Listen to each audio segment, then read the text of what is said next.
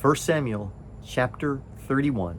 The final chapter of this book. We've been working our way through it verse by verse, just talking about it, learning more about it, discussing what's gone on. And it ends very tragically. A tragic ending. And it shouldn't have been that way. A young man by the name of Saul, early in the book of 1 Samuel, was chosen to be the king of Israel. But he rebelled against the Lord. He did not obey the commands of God. And so God removed him from being king and told him he would not have a dynasty. Instead, he would give it to a man after his own heart. That man was David. And on hearing that, Saul spent the rest of his life trying to chase down David and kill him, thinking that he could keep God's will from being done. How sad. And yet I want you to know this.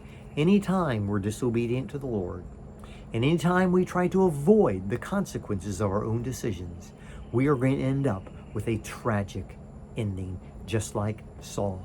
Here's what the Bible tells us happened.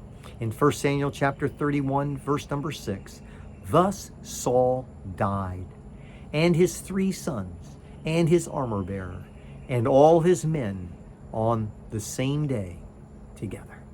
A tragic defeat, a tragic ending to a life that had so much promise and so much hope.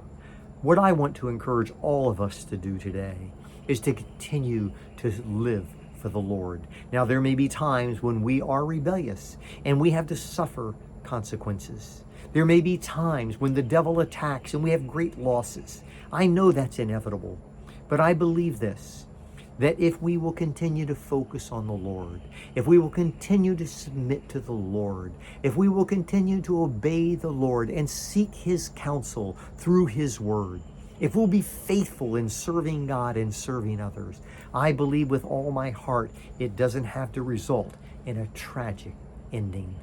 But if we persist in our rebellion, if we persist in doing things our way and not God's way, sooner or later we are going to face great loss. So let me encourage you today. Surrender yourself to the Lord.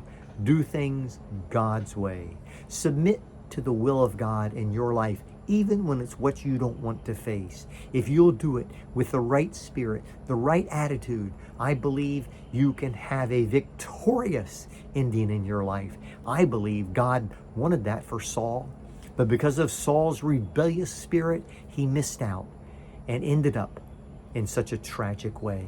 Well, the people of Israel mourned the loss of David and his sons. You can read the rest of that chapter. It's a short chapter, just 13 verses, and see what resulted in the life of Saul because he persisted in his rebellion against God.